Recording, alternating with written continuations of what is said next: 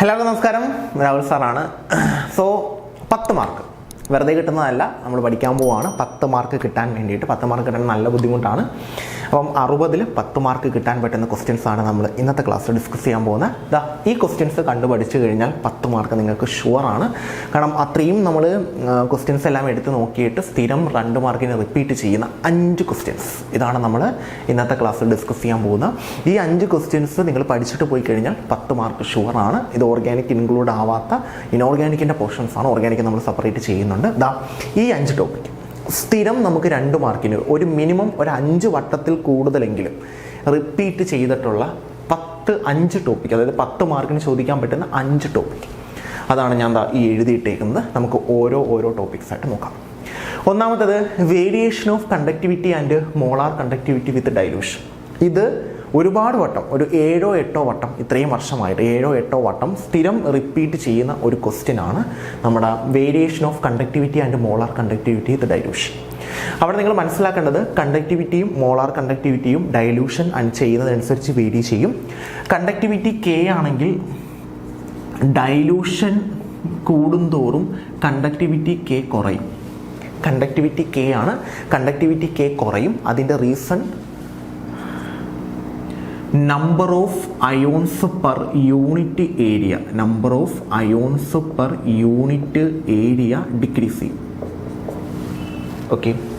എന്നാൽ molar conductivity ലാംഡായം ആണ് molar conductivity. Dilution കൂടുന്നതിനനുസരിച്ച് ലാംഡായം മോളാർ കണ്ടക്ടിവിറ്റി കൂടും. മോളാർ കണ്ടക്ടിവിറ്റി 2 ആൾക്കാരുടെ കേസിലാണ് നമ്മൾ പറയുന്നത്. ഒന്ന് സ്ട്രോങ് ഇലക്ട്രോലൈറ്റും, ഇവിടെ അങ്ങനെ സ്ട്രോങ്ങും വീക്കും ഒന്നുമില്ല, പക്ഷേ ലാംഡായം പറയും. മോളാർ എന്ന് പറഞ്ഞാൽ സൊല്യൂഷനകത്ത് 2 ടൈപ്പ് ഇലക്ട്രോലൈറ്റ് ഉണ്ട്, സ്ട്രോങ്ങും ഉണ്ട് വീക്കും ഉണ്ട്. സ്ട്രോങ്ങിൻ്റെ കേസിലും ലാംഡായം കൂടും, ഡൈലൂഷൻ കൂടുമ്പോൾ ലാംഡായം കൂടും. വീക്കിൻ്റെ കേസിലും ലാംഡായം കൂടും. സ്ട്രോങ്ങിൻ്റെ കേസിൽ കൂടാൻ കാരണം ഡിസ്റ്റൻസ് ബിറ്റ്വീൻ അയോൺസ് കൂടുന്നുണ്ട്. വീക്കിൻ്റെ കേസിൽ കൂടാൻ കാരണം നമ്പർ ഓഫ് അയോൺസ് കൂടും. ഇത് സ്ഥിരം എക്സാമിൽ റിപ്പീറ്റ് ചെയ്യുന്ന 2 മാർക്കിൻ്റെ ഒരു ക്വസ്റ്റ്യൻ ആണ്. Variation of conductivity and molar conductivity dilution.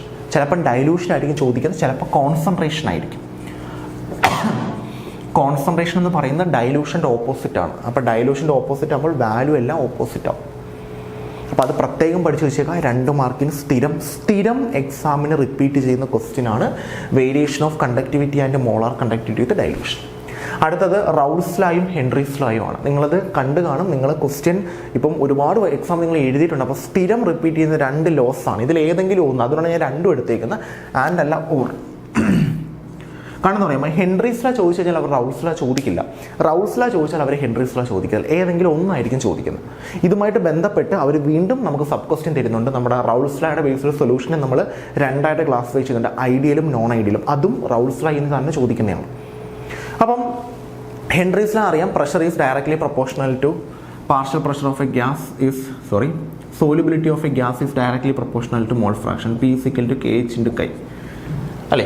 ആ ലോ എന്താണെന്ന് എഴുതണം, ഈ ഇക്വേഷനും എഴുതണം കേട്ടോ, എങ്കിലും അവർ ഫുൾ മാർക്ക് തരുത്തോളൂ. പിന്നെ അതിൻ്റെ ആപ്ലിക്കേഷൻ ചോദിക്കാറുണ്ട് പലപ്പോഴും ഹെൻറീസ് ലായുടെ. 2 മാർക്കിനാണെങ്കിൽ ഹെൻറീസ് ലായിൻ്റെ ആപ്ലിക്കേഷൻ ആയിരിക്കും. ഹെൻറീസ് ലാ എന്താണെന്ന് എഴുതുക, ഇക്വേഷൻ എഴുതുക, ആപ്ലിക്കേഷൻ 3 എണ്ണം. മറ്റേ സോഡ വാട്ടറിൻ്റെ കേസ്, പിന്നെ സ്ക്യൂബ ഡൈവേഴ്സിൻ്റെ കേസ്, മൗണ്ടൻ ക്ലൈംബേഴ്സിൻ്റെ കേസ്, ഈ 3 കേസും എഴുതും. എങ്കിലും അവർ ഫുൾ മാർക്കും തരുത്തോളൂ. പിന്നെ റൗൾസ് ലാ എന്ന് പറഞ്ഞു കഴിഞ്ഞാൽ അറിയാമല്ലോ, partial pressure of a gas is directly proportional to mole fraction. ലിക്വിഡാണ്, ഗ്യാസ് അല്ല liquid. Partial pressure of a liquid is directly proportional to mole fraction. എങ്ങനെ എഴുതുന്നത്? P is equal to P0A Chi അല്ലേ? P0 Chi അല്ലേ? P1 is equal to P01 Chi1.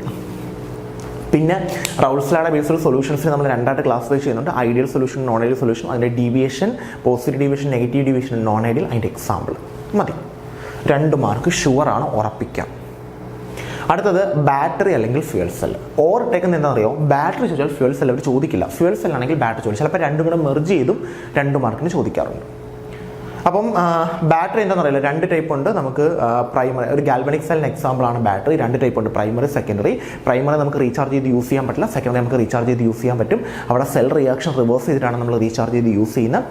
Primary battery 2 എണ്ണം, dry സെല്ലും പിന്നെ mercury സെല്ലും പഠിക്കാനുണ്ട്. Anode, cathode, anode reaction, cathode reaction എല്ലാം നോക്കണം. Secondary storage cell lead storage ബാറ്ററിയാണ്, അതിൻ്റെ ആനോഡ്, കാഥോഡ് എല്ലാം നോക്കണം. ഫ്യൂവൽ സെല്ല് എന്ന് പറയുമ്പോഴത്തേക്ക് ഫ്യൂവൽസിനെ കത്തിച്ച് ഇലക്ട്രിസിറ്റി പ്രൊഡ്യൂസ് ചെയ്യുന്നതാണ് ഫ്യൂവൽ സെല്ല്. അതിനൊരു ഏതൊരു ഗാൽവനിക് സെല്ലിനൊരു എക്സാമ്പിളാണ് ഫ്യൂവൽ സെല്ല്. ആ ഫ്യൂവൽ സെല്ലിനൊരു ബെസ്റ്റ് എക്സാമ്പിളാണ് ഹൈഡ്രജൻ ഓക്സൈഡ് ഫ്യൂവൽ സെല്ല്. അതിൻ്റെ ഗ്രാഫ്, ആനോഡിലെയും കാഥോഡിലെ റിയാക്ഷൻ, ഓവറോൾ റിയാക്ഷൻ, അതിൻ്റെ അഡ്വാൻറ്റേജ് മതി. പിന്നെ നമുക്ക് വരുന്നതെന്ന് പറയുന്നത് ഓർഡറും മോളിക്കുലാരിറ്റിയാണ്. അതിൻ്റെ കൂടെ ഒന്നില്ലെങ്കിൽ ഓർഡർ, അല്ലെങ്കിൽ മോളിക്കുലാരിറ്റി, അല്ലെങ്കിൽ അറീനിയസിഫിക്കേഷൻ. ഓർഡർ, മോളിക്കുലാരിറ്റി ക്ലാസിഫൈ ചെയ്യാൻ പറയും. ചിലപ്പോൾ ഓർഡർ മാത്രമായിട്ട് ചോദിക്കും, ചിലപ്പോൾ മോളിക്കുലാരിറ്റി മാത്രമായിട്ട് ചോദിക്കും. സ്ഥിരം റിപ്പീറ്റ് ചെയ്യുന്ന ക്വസ്റ്റ്യൻ ആണ്, അതുകൊണ്ടാണ് ഡെഫിനറ്റ് ആയിട്ടും എടുത്തത്.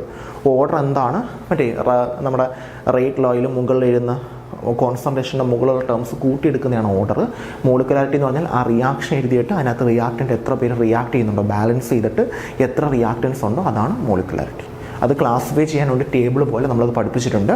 പിന്നെ അറീനിയസിഫിക്കേഷൻ അറിയാലോ, K = A(e⁻⁴ ഓരോ ടേംസും എടുത്തെഴുതും. പിന്നെ ഐസോമറിസം ആൻഡ് നെയിമിങ്. കോർഡിനേഷൻ കോമ്പൗണ്ട്സിൽ ഐസോമറിസം ഇമ്പോർട്ടൻ്റ് ആണ്.